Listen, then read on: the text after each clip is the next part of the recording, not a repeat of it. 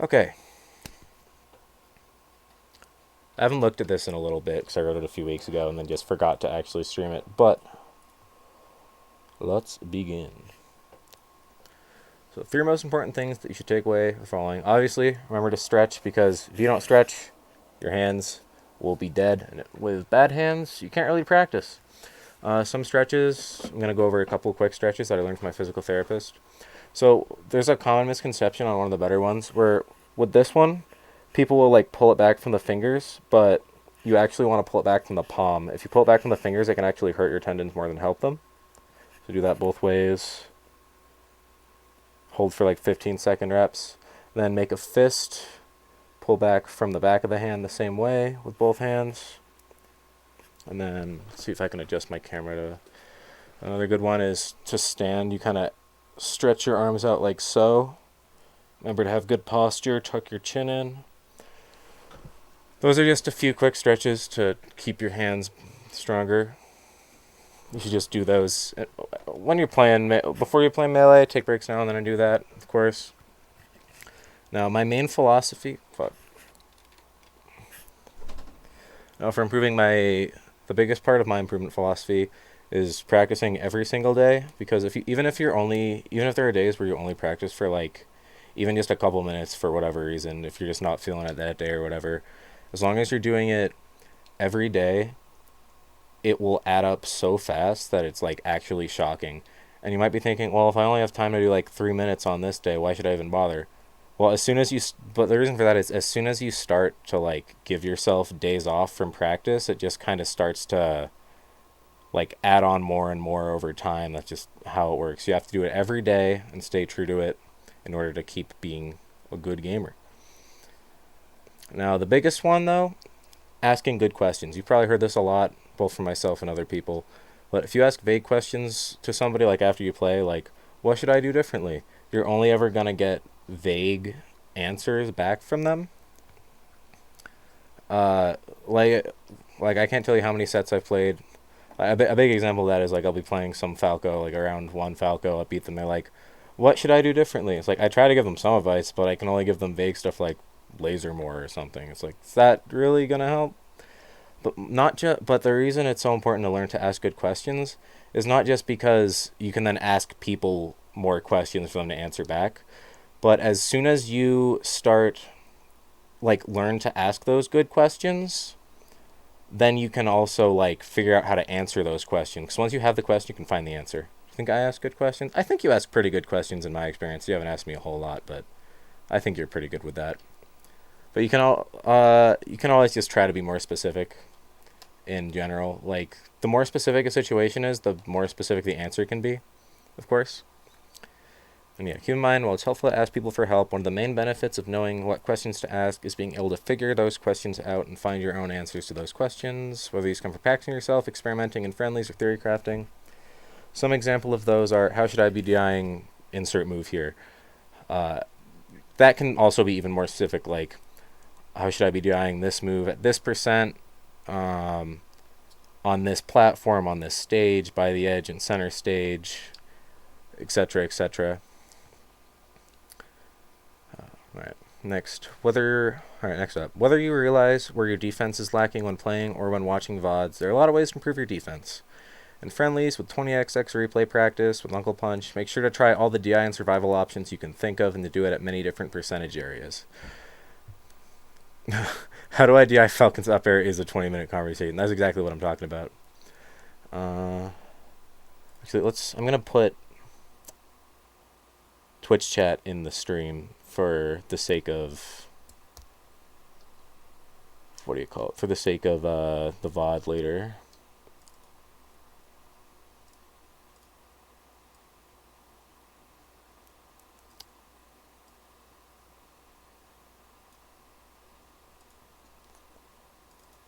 Because a big part of this is I want to be answering people's questions if they have any on the way.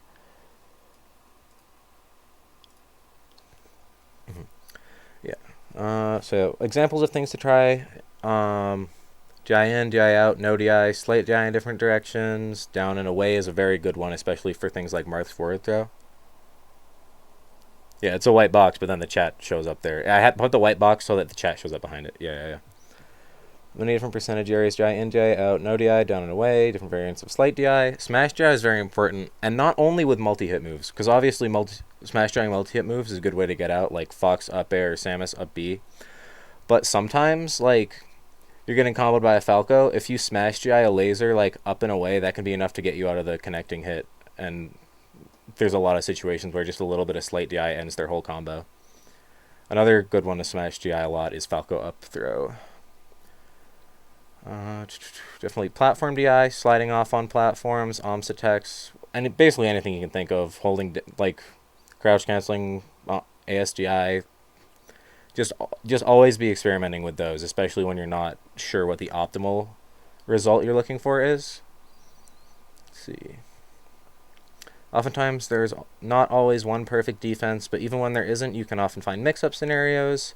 Even when the enemy has a true combo, mix-ups can make them a lot harder. Using these options make it much more difficult to continue the combo and erase the chances of you escaping it. And, you get out of the combo, then you're back to neutral, and that's where you want to be.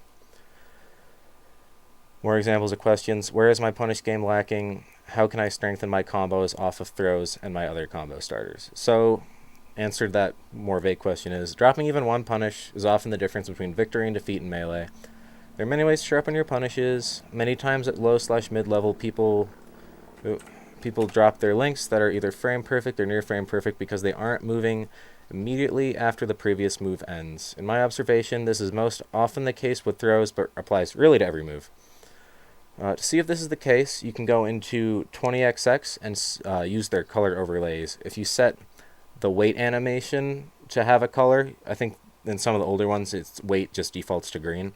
But if you set it to weight, then if you see the color flash, you know you're being too slow. And that's an easy fix. You just gotta keep going faster until that flash isn't going on. Then you know you're moving like frame 1. See the color, knowing it's too slow, easy to fix. Just practice it until you're consistently fast enough. If you are dropping combos due to reaction times being too slow, whether this is late reaction to DI or to tech options doesn't really matter. The only way to work on this is to practice it. For tech chasing and combo specifically, I personally use an older version of 20XX, that being 2.06, like we were just talking about earlier. I use this version because it has random, DI, and teching, but the fast-paced neutral options the CPUs throw out in the later versions of 20XX aren't in there. This allows me to focus solely on the punish game. And while Uncle Punch has many great training events, their combo training is not the best, I would say, just because as soon as a combo stops being true in Uncle Punch, it like refreshes back to both characters just being in the center stage, which is really not great. Because there are a lot of extensions that, while technically aren't true, are like, you can make mix-ups that you need to practice out of 50-50s, like reading a jump or not. And even if like the computer is just going to jump at the same time, you should know what you can do, both as how to punish things after waiting for the jump or trying to hit before the jump can come out. So it's good to be able to punish without it just refreshing as soon as they're out of hit stun, because that doesn't mean the combo's really over. It's also important to have solid punishes on things like jump reads and other mix-ups that are technically true. When I was rising at my fastest rate, I practiced my punishes using 20XX 2.06, setting the in-game timer to a minimum of 3 minutes, though often more, and practicing my combos in all relevant matchups. Now, when I'm doing this, I don't stick to one like specific thing I'm trying to practice. I mean, sometimes I do, but a lot of the times I'm just practicing general combos and letting myself be a lot, like, just being creative and trying to come up with new things. What's up, Stock? Oregon boy. Just letting yourself, like, don't be afraid to experiment when you're doing your like daily practice time.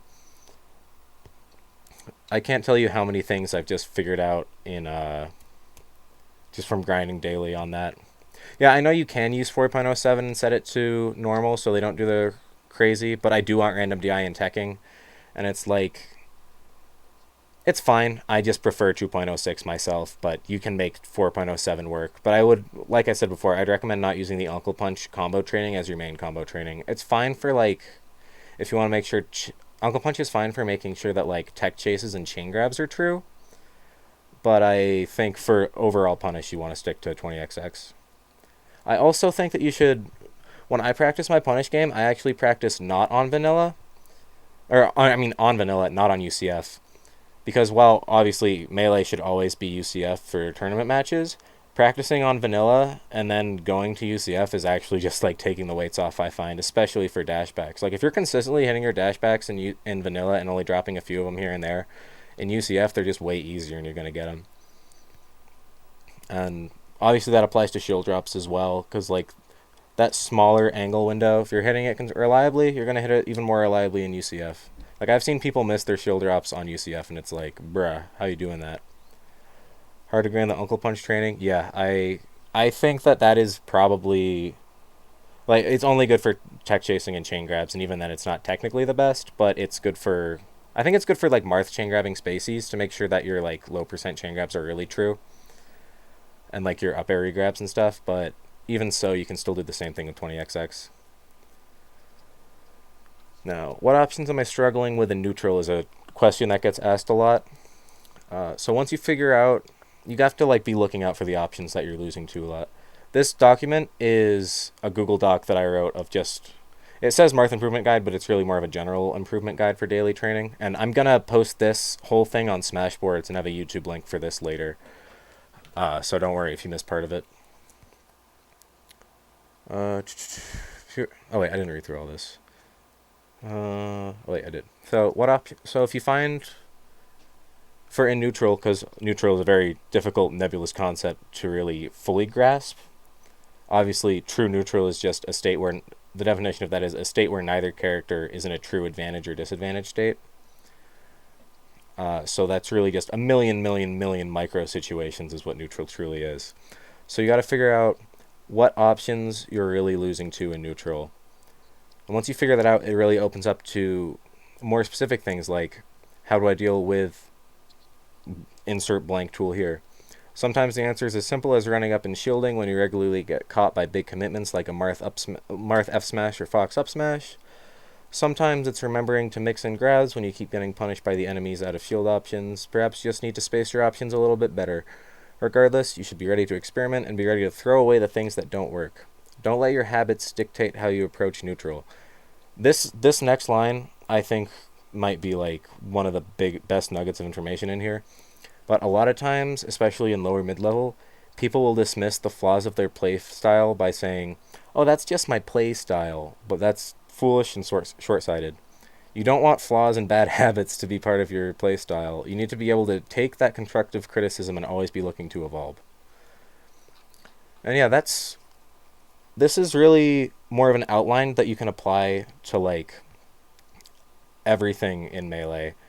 Because rather than telling you how to get better at a few things here and there, I'd rather my guide tell you like how you can approach improving in the long term.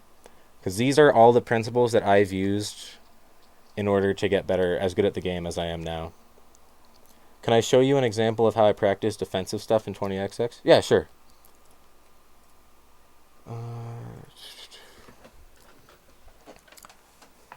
So I'm gonna right now it's on 2.0, which is like the one I use for combo training. So I'm gonna reset and switch it over to 4.07. What's up, Guxter?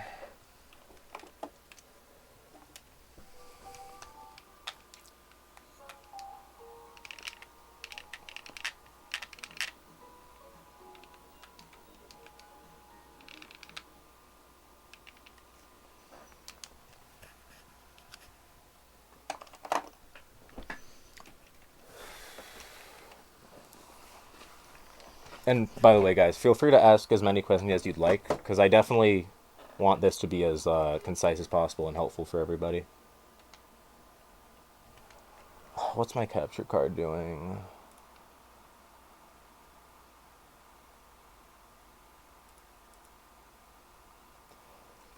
That's one of the things I'm demonstrating here.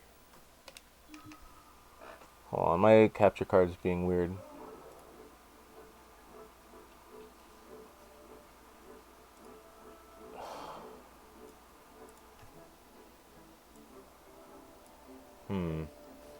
I think a wire came loose. One sec.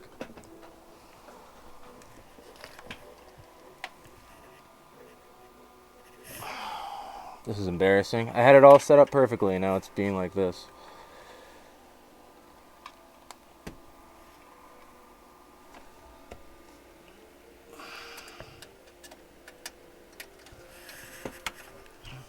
There we go. Unplug, replug, fixes everything.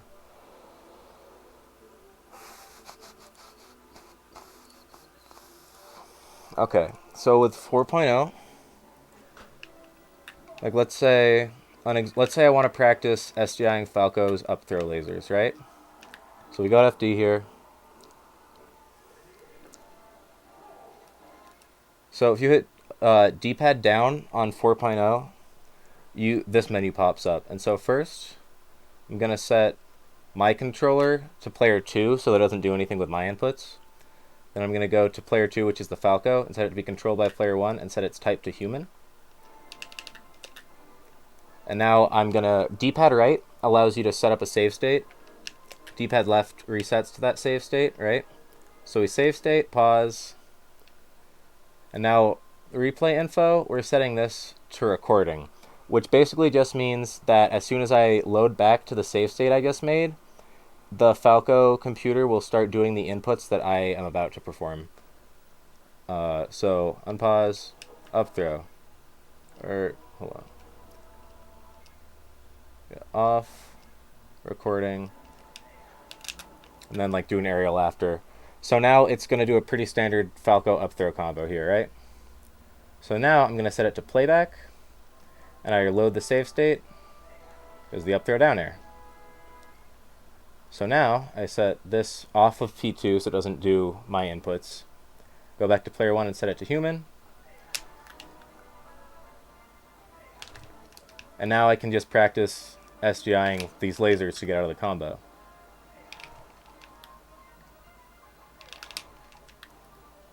And like here's a couple other examples of things you can do here.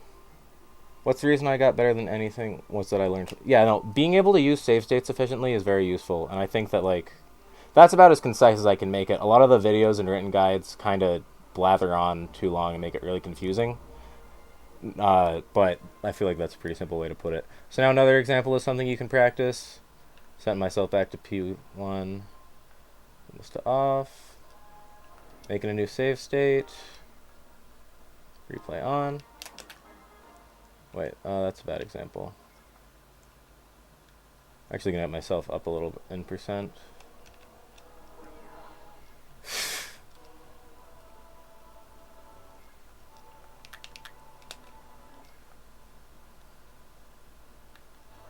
Gonna get some damage on the Marth here.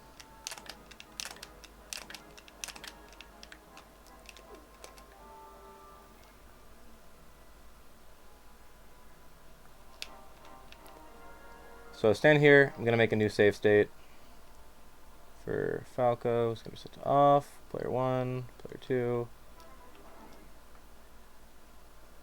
Now setting Falco to record, I can do this.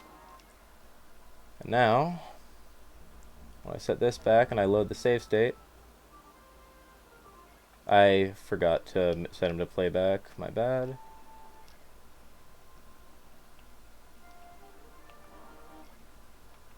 Fuck, my D-pad's fucking up.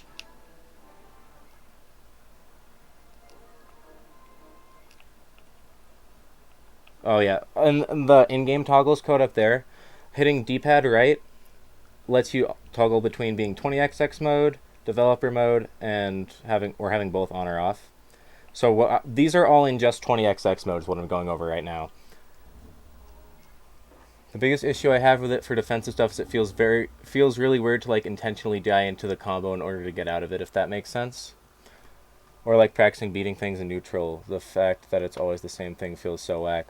I mean, you should really use this more to practice just the execution, and then in friendlies when people start you play somebody who's using like a technique that you're trying to get around, is when you can practice using that execution you've grinded in an actual game. So yeah, here, P2 to P1 record, P1 to P2 off, save state, and I down air. Now I'm setting P2 to play back, me back to 1. Now when I do this, I can practice doing slide off DI on that very specific move. Like for this, when I'm doing down on C stick, down and away on control stick makes you slide off, And then as soon as I have done the slide off, I input a fastball input with the control stick to immediately snap to the ledge.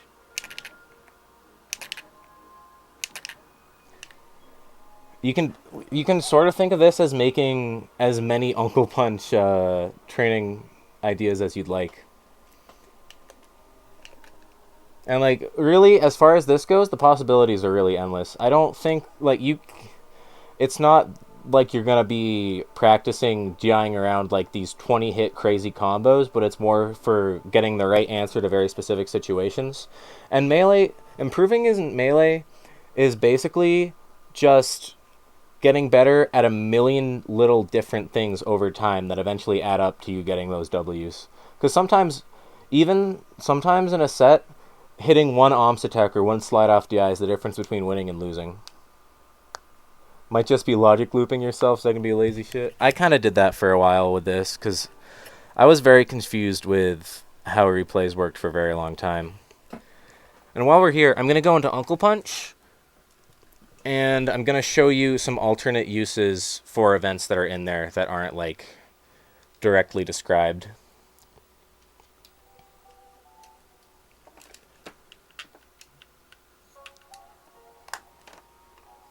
If you get really good at one situation a day, that's 365 situations a year. Exactly. No, like,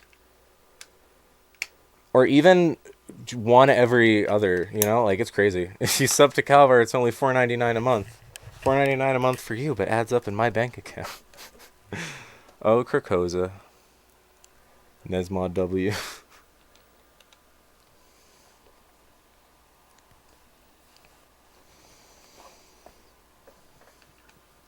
So now, training mode version 2.0 beta 3, I think is the current newest one. Definitely support Uncle Punch on Patreon. The newest version of Uncle Punch is always only available on Patreon, with the one previous being on Smashboards. But I think like I give him like $5 a month for the work he's putting in. Super worth it. Like he deserves all the money he gets. Can I ask just a straight up melee question? Yeah, for sure.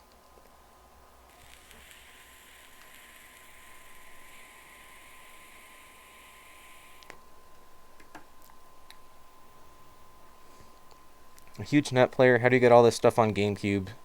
So I'm actually using a Wii that's modded to USB load.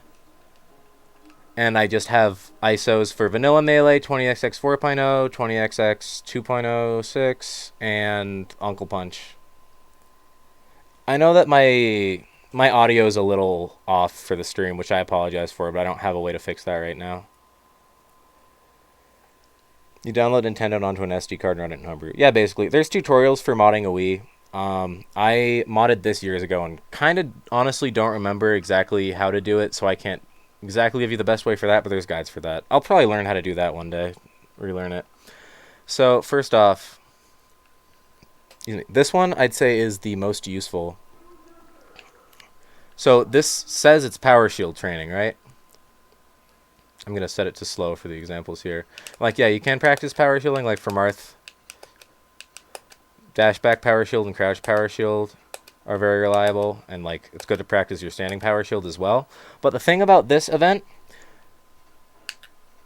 you can also practice moving out of lasers, which is arguably more important for this matchup. Like you can approach with an aerial, and then if you get hit, you just wave land back or forward. And practice any option, like jab out of laser is really good as Marth.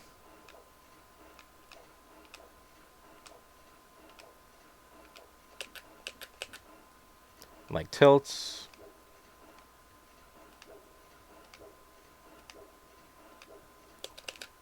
It's also important to practice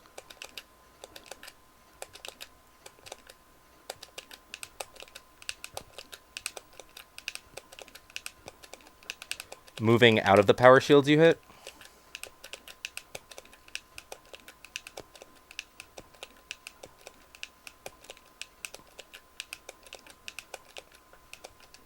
Like for example, you can power shield a laser, wave dash back grab, power shield a laser, wave dash F smash.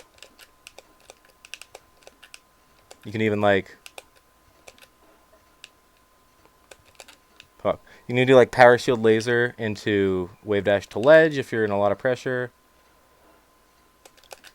Hold on.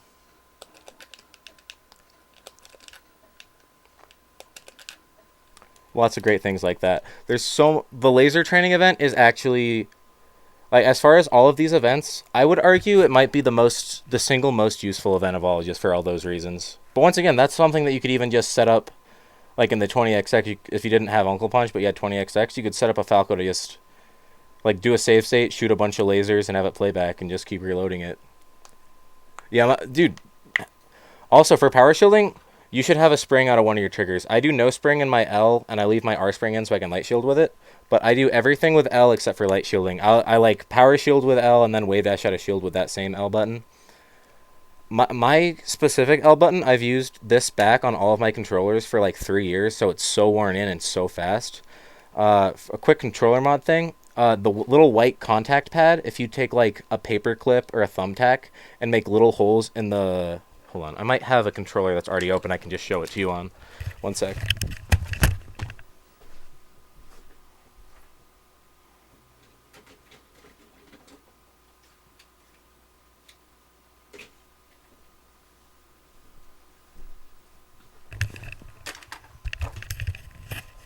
What I have here is just the back shell of a really old controller that isn't really worth anything, but it's perfect for my example I'm making here. This tri-wing or...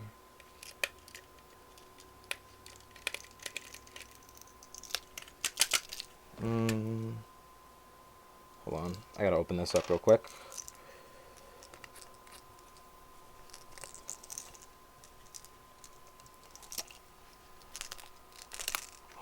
This tri-wing's being a pain. Where's my other screwdriver? Well, basically, I guess I don't need to open it. But in here... Hold on, I'm going to make my webcam bigger for this example real quick.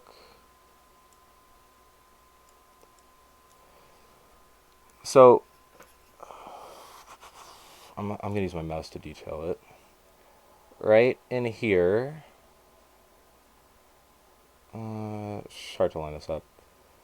The little circle directly... So the black circle is the contact, and the smaller concave circle right around it, the gray area, if you take like a thumbtack or a stapler... or a thumbtack or like a paperclip or something, and puncture tiny holes in it, it lowers the resistance, which is very, very useful for making your L button like work as quick as possible.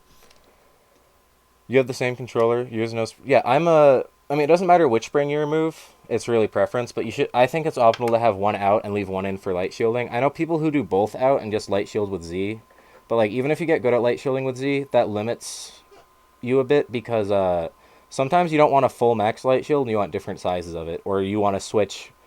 Like, where's my controller?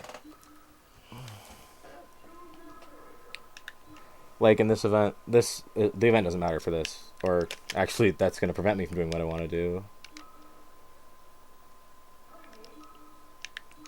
So here, let's say I'm in a hard shield, but my shield's it's not going to go down in this, but let's say it's getting smaller and I want to switch. I just lightly press my R button and release my L, and now I'm doing a full light shield. And then like get good at tilting your shield. For Marth specifically, his shield's not the best, so you want to make sure you know how to cover your little toes. And the bigger your light shield is, the more you'll be knocked back from your shield stun.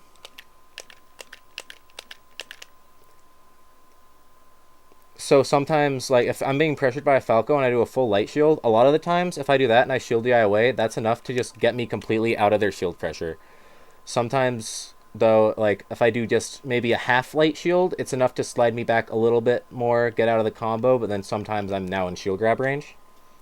Knowing the limits of your shield is very important. Let's see, some other examples of things that you can practice.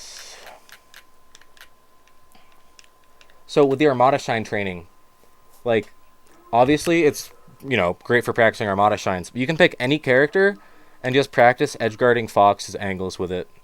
They don't do side B.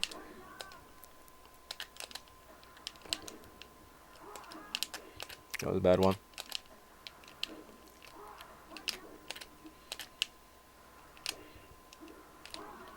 But, like, you can just practice so much shit with this. My edge guards have become so much better since I started using this like that. Also, quick Marth thing. if you're here and you want to slide off as quick as possible and you want to back air without grabbing the ledge, you wave dash off while holding down so you don't snap. What do you do to beat Peach's approaching turnip fair? You can roll behind, you can wave dash back. I like naring through turnips. The first hit will, a lot of times if you space it well, you can have the first hit in nair beat the turnip, and the second hit of nair hit them. What do you mean it's desync? Just my audio, or there's just a bit of a delay. I can't fix that right now, unfortunately. Other answers to Peach turnips. Hold on, I'll just go into versus mode and use a backup controller to show you.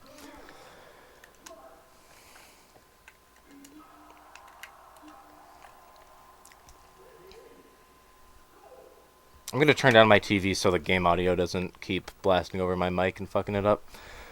But one fun way to deal with turnips, if you crouch and turn around, Marth's power shield is at its best. So let's say they throw it. You can just... It's very easy to power shield that. Harder when you're using one hand on two controllers each. Fuck.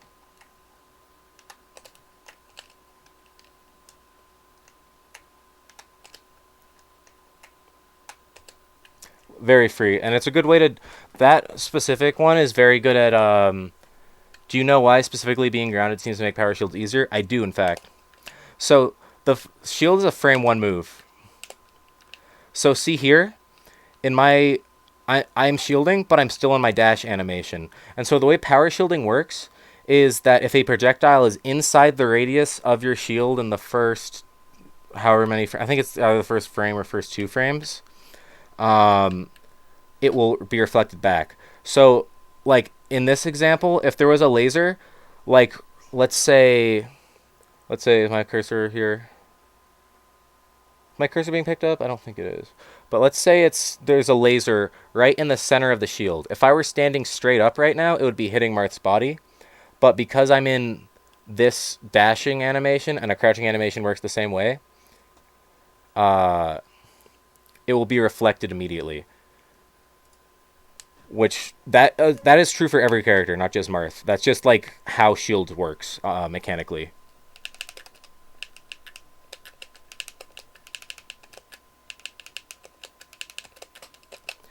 So that's a really good way to deal with the Peach stuff.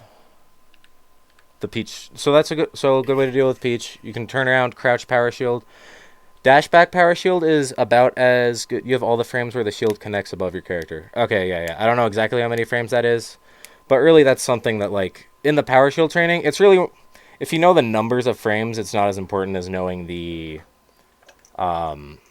feel. But it's good to know both for a lot of things.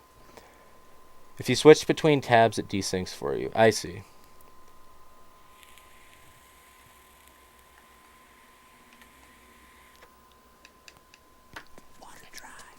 Thanks for the follow, Nopia.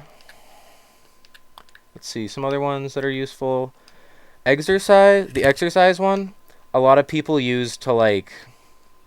You see a lot of people on Twitch, like, trying to get world record egg breaking. I don't even care about that. I use this as my warm-up.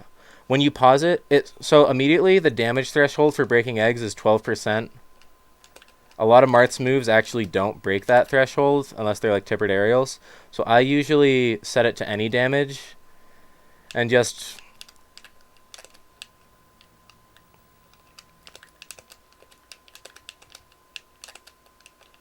practice moving around. It gets the blood moving in your fingers so you can, like, move quickly. I think of it as kind of like when boxers hit the mitts with their coach. Being able to get to certain areas as quickly as possible. You can practice a lot of movement stuff quickly too. Like this one example that I do a lot when I'm doing this is if you shield drop and double jump on the first, I think within the first 2 frames of shield dropping, maybe 3 frames, you can do a perfect waveland forward onto the top platform, which is a really good way to, like, just practicing that little thing makes you go so quickly.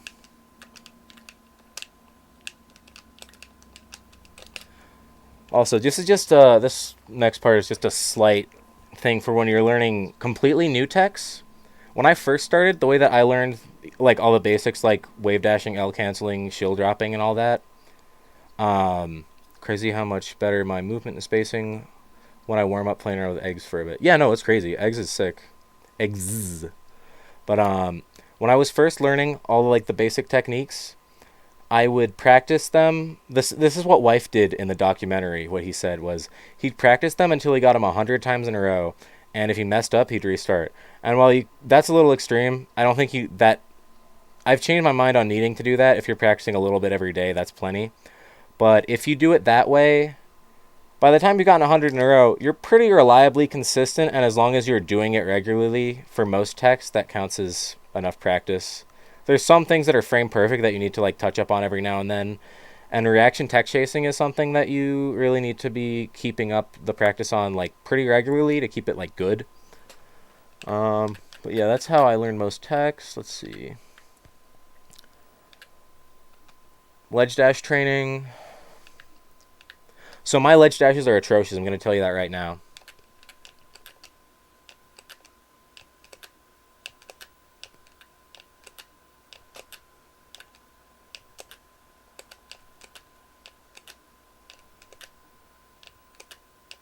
I can't get a little bit of gallant on my ledge dashes to save my life. But something else you can use the ledge dash training for.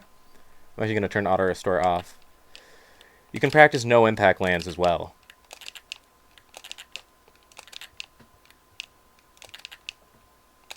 It's not just ledge dashes. It'll still tell you how much gallant you have.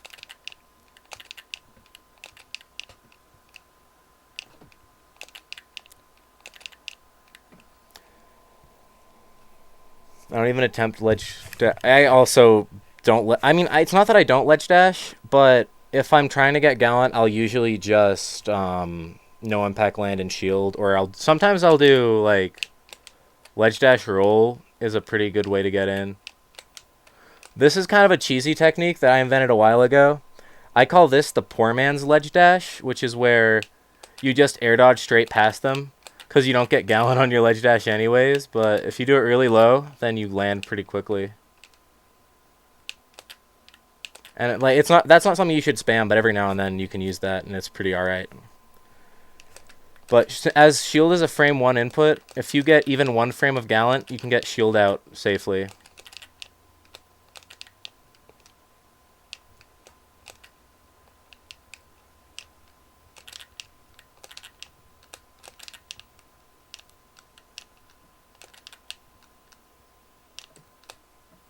See?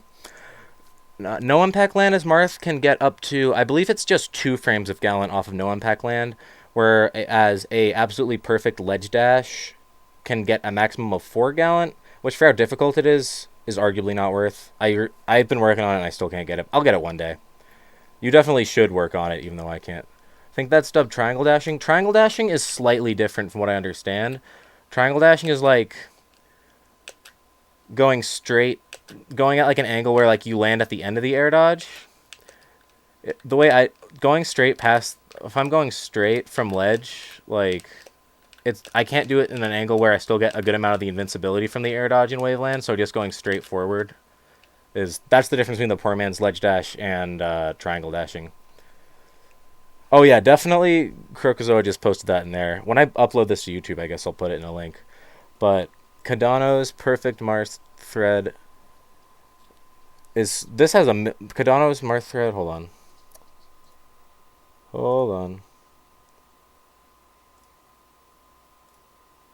Cardano's Mars thread has so much valuable information that to go over all of it would actually take like days.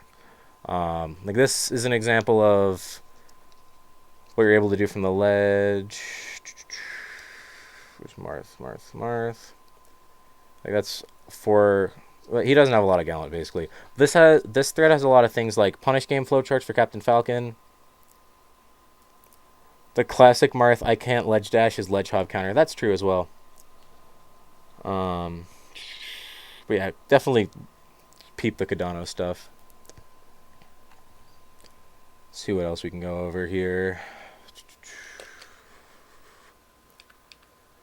Combo training, as I've said before, better to practice with 20xx. Practice attacking shielding opponents. This one's an alright event that's pretty self-explanatory. Same with reversal training. Power shield training. Ledge tech training. Here's some other examples of really great things you can practice with the ledge tech training event.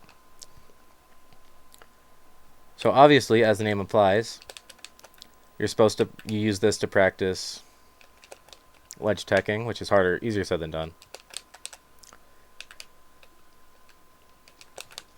Fuck. Let me hit one first.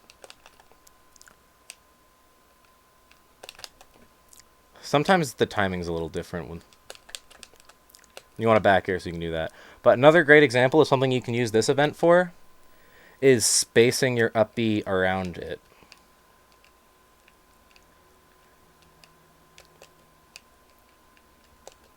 This is just generally a good spacing to like practice grabbing ledge from and not getting punished for. Because like a lot of moves like Marth down tilt and other things that just barely hit a little around that stage. So the thing about the ledge, you can view it as having, imagine there's just a tiny little box, like a little square box right where that is where you can grab the ledge. And anywhere in there is where you'll grab it when you're not in the animation of your up B. And so if you do up and in or down and in on the wall, you're able to SGI in and tech the wall. Up and away and down and away are better for like dodging certain moves. Specifically, down and away is the best for dodging the vast majority of moves. There's probably a few where up and away is slightly better, but I can't think of any right now. Up and away has a benefit of you can be actually outside of this horizontal distance where you can grab it. Yeah, this is something I learned from, there's a PewPew video that describes it pretty well, but I'm just going over general improvement things. But if you do the up and away, you can drift in a bit more, which is another benefit. If you can combine Uncle Punch and 20x, it would be sick. One day, hopefully. The up B recover isn't any harder at higher percents, but the ledge tech, I believe, arguably is, because the momentum will push you farther away. But down and away is what I would refer to as the super sweet spot, because that just gets around almost everything. And unless you have a specific reason to like need to tech or go up and away, the down and away should probably be your default for snapping. ISO already exists, it's just a secret and only Nez has it. Well, I guess I'll be hitting Nez up later.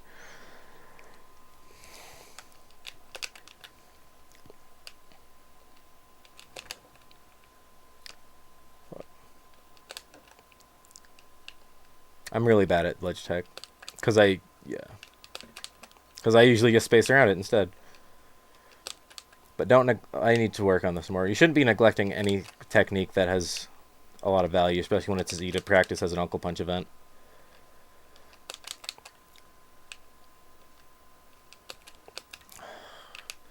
The timing on the down smash keeps being different, which is hard. As many of you know, when you do a wall jump ledge tech, you want to do turnaround back air and grab the ledge. Better send that ISO.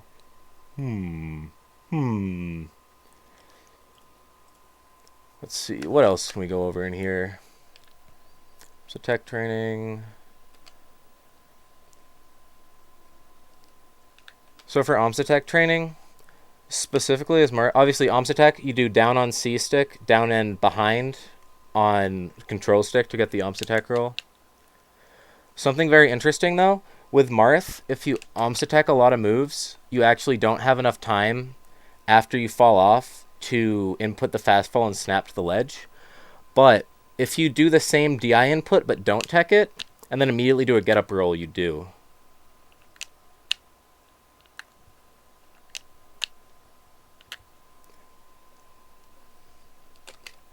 There's not really much else to practice with that specific event on. Shield drop training, pretty self-explanatory, just space your shield drops. Wave shine SGI, same thing. Slide off training, something that you can, because like obviously the slide off training is pretty like, you just do down and away on control stick and down on C stick for slide off. But during this event, you have enough time that you can input other things right after. A lot of times I'll do like wavelane grab, fast fall aerial.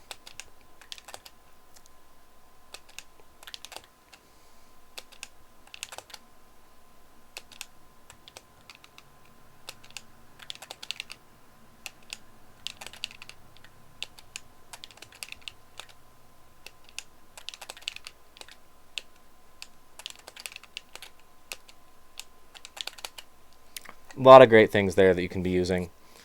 Or like, hold up.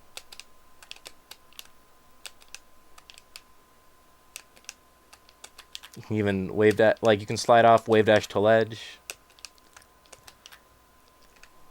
Really, the possibilities are endless, and it's just what you can really think of. Escape Chic Tech Chase. I don't think this event. Yeah, that's only for literal things. But yeah, that sums up for it for the most part. If anybody has any questions, do I have to miss the tech for slide off? No, you can do it out of tech roll. Keep in mind though, I don't know if this applies to every character, but I know with Fox, if you do a very late up air when they're trying to slide off jab, they actually can't slide off. I think it might be a frame perfect or almost frame perfect input. I don't know if it's the same for every character, but I find more success when I do the up air, when I hit them with their tech on a platform with an up air later. Is it only true for Fox?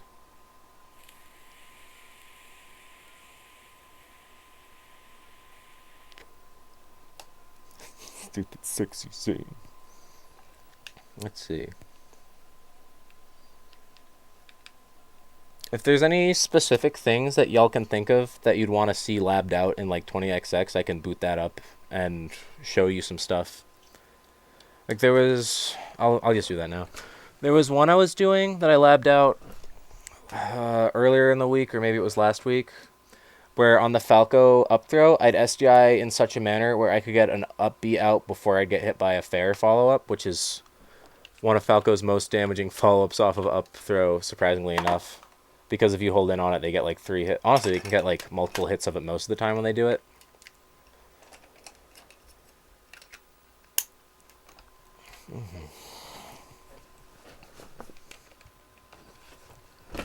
But I'll just go over a bunch of things you can practice with replays while I'm thinking about it.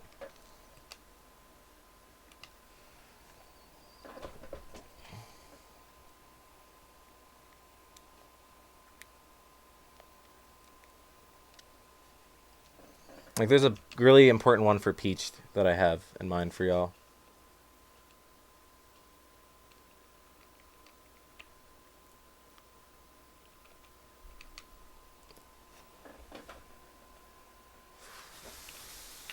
Once again, sorry I'm not playing music right now, but I want to have this VOD completely unmuted, so I don't want to risk it.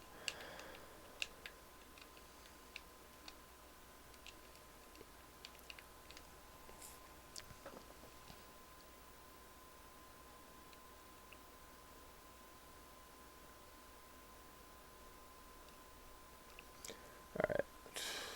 Human. Wait. Oh, call that human. So I'm just going to get a bunch of damage on the Marth.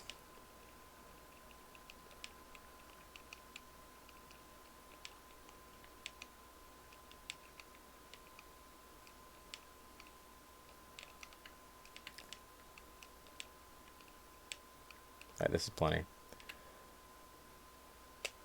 So let's say a Marth recovers, and they land right where this Marth is, and the Peach is right here waiting for him, right?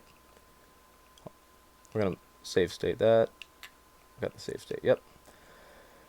So, set that to recording. And the Peach down smashes. And the Marth gets sent off, goes flying, and probably dies.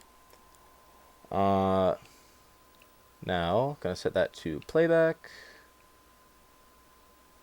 Oh, wait, not you. Oh, I had the wrong one recording. Might be. Gonna set Peach to playback, or recording.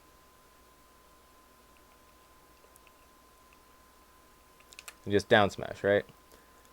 Now we set this to playback. Regain control of Marth. We load the save state. She's going to down smash just like that, or go flying and die. But what you can do here, if you crouch cancel just the first hit of down smash, then it sends you back the other way. You do take a bit more percent, but now you're safely on the other side of the stage.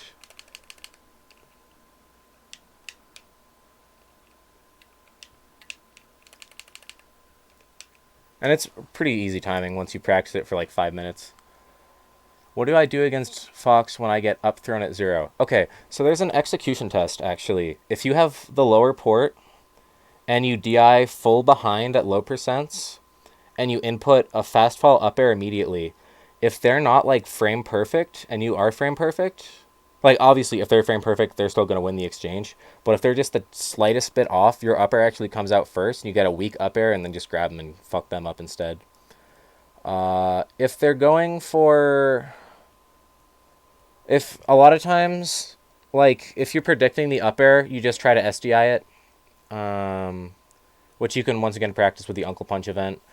For SDIing Fox up air, I'll show you a couple of the 50-50s just with my controller here.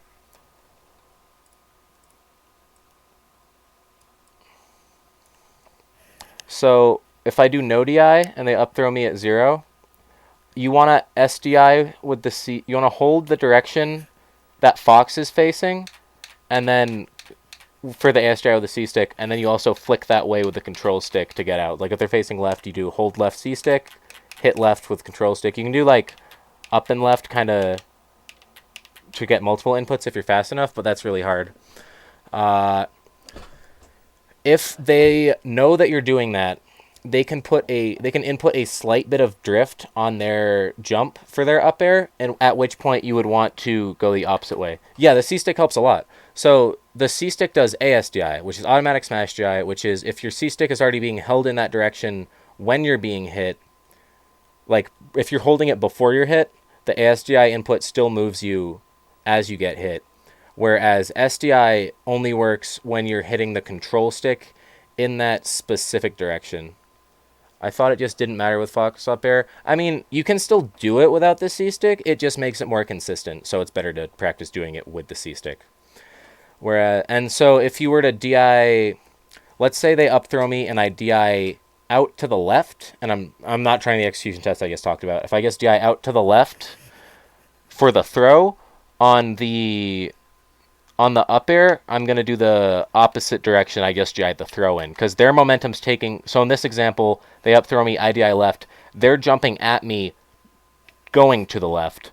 So I want to go to the right so I get behind them as they're moving left, because if I DI to the left while they're moving left, I'm just going to follow their momentum and still get up aired. And the same, and vice versa for the opposite direction of the throw.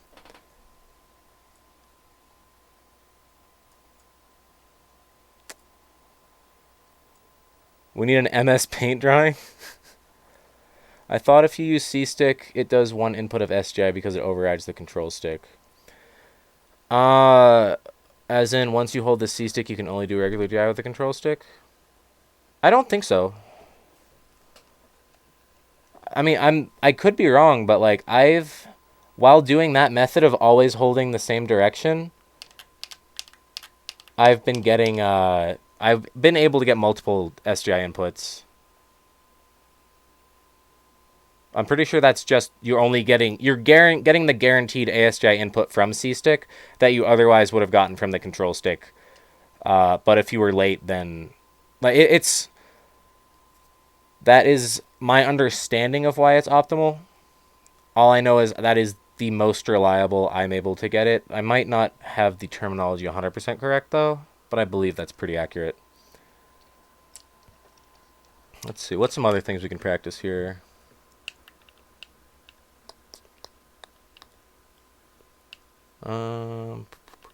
Oh, a good example, one that I've been practicing a lot lately on Sheik.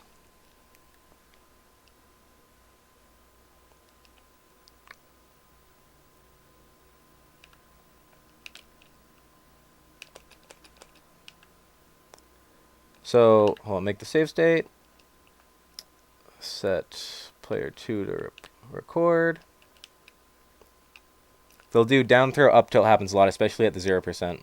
Yeah, the C-Stick actually makes it free. But so down throw up tilt is a pretty standard punish that Sheik will go for. But now that we've set up that recording and the save state, we're going to have that playback. Set that to there.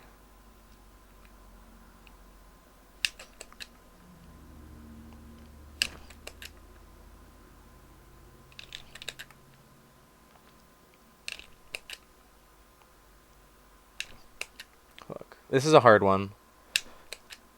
You can SGI out.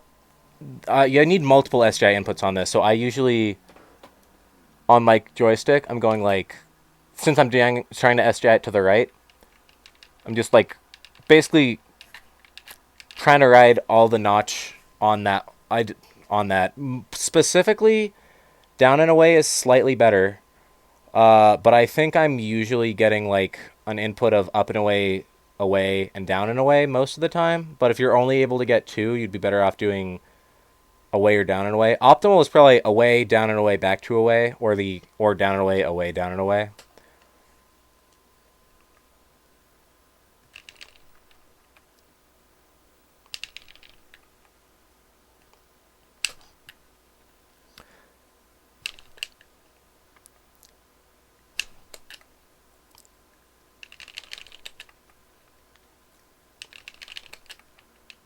Oh.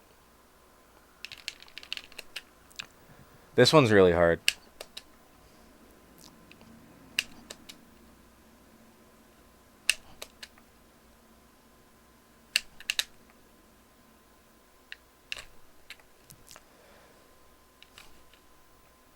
It's a little more reliable if you input a little bit of slight DI on the drift, just enough that it's not noticeable.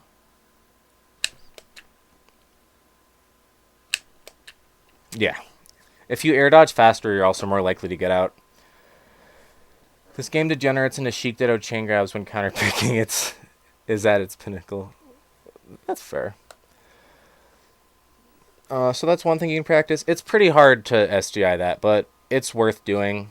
Although, if the Sheik, after the down throw, inputs like a slight walk forward, then you're really not going to be able to SGI out of it. But it's still... It's not something that you see super common. You honestly, if they do the... Let me try something, actually.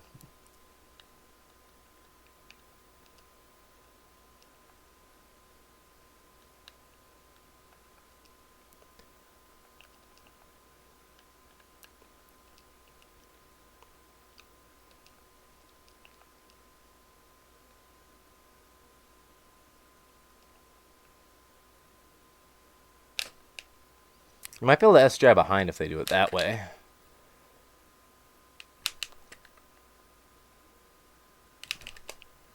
I think you definitely can.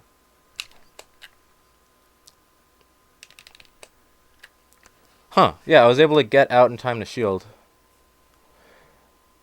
Yeah, that's another... So that's another good example of something you can lab out. Oh, another example, because normally in this matchup... both characters tend to prefer Port 4 for making their combos easier. Because Port 4 has easier combos because you get out of throws, your throw and animation 1 frame sooner. Which for Sheik makes her auto combos even more auto, and for Marth makes his difficult combos more doable. But if you find yourself in a situation where you are stuck in Port 1 as Marth, if Sheik has stale needles, even if they're fully charged,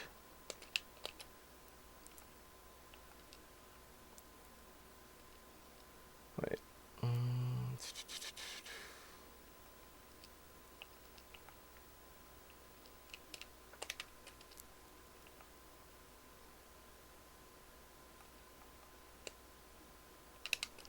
Fuck.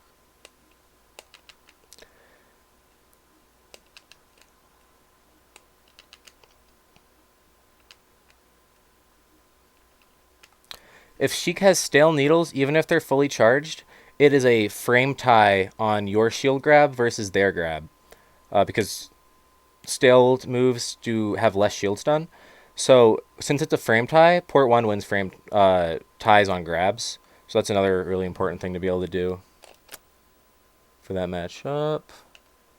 Some other examples of things you can practice. I mean, most of the things that I practice with 20XX specifically tend to be SDI related because SDI is really hard to get the opportunity to practice. Like, let's say, oh wait. You can practice some nice ones on Falcon Nair. The most disgusting thing in the world is that we have a rule for screaming in people's ear, but no rules for how to deal with fucking fourth port. We have a rule, it's called RPS, and it's not the best. I personally am of the opinion that RPS for ports should be best of 5 RPS because it's far too important to be left up to 1. And RPS is a game of skill. I don't care what anybody says.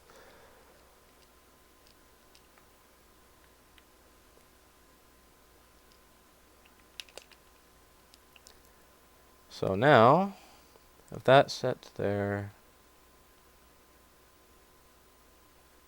now we're gonna record P2.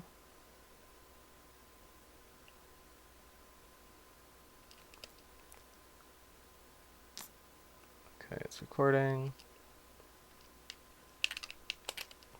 So that's just a down throw Nair, right?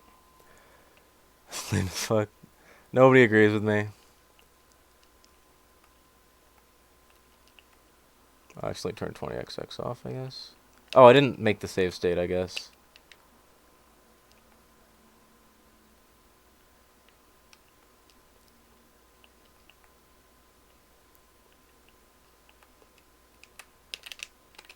Wait, no. So this exam, I'm doing a Nair that is really meant for DIOA. So what I'm going to do is Marth here. Now set that to playback.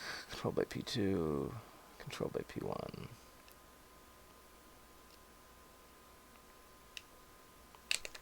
Oh, fuck. That was not a good one. How do no DI do I get hit by double? I gotta redo this.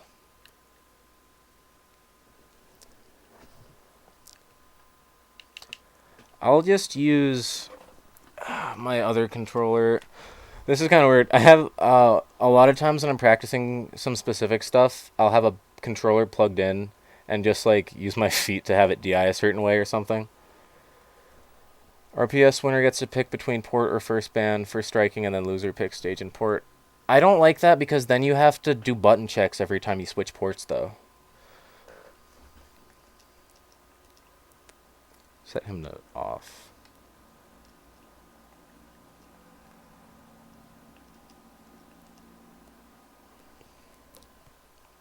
So I have him recording.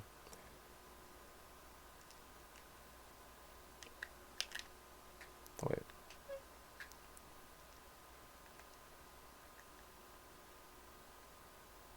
Is this controller not plugged into port 4? No, that's the wrong one. Okay.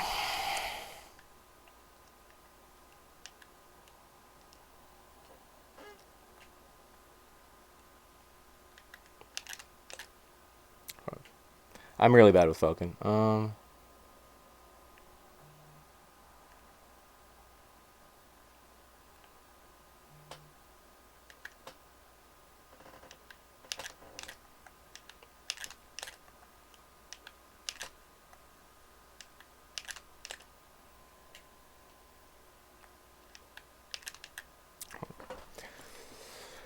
Maybe I can do it with like my pinky.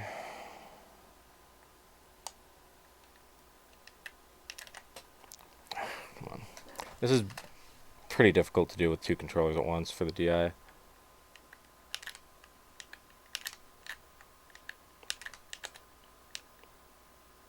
Maybe this is an up throw one. Yeah, that works. Set that to playback. Yeah, I was doing the DI for the up throw one. Might be.